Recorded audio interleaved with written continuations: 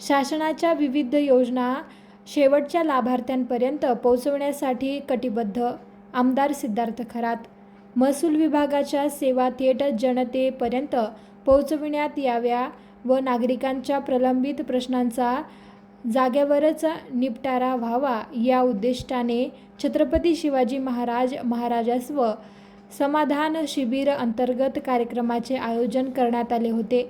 दिनांक 7 मार्च रोजी शेंदला तालुका मेहकर येथे आयोजित या शिबिराच्या अध्यक्षस्थानी मेहकर लोणार मतदारसंघाचे आमदार सिद्धार्थ खरात यांनी भूषविले.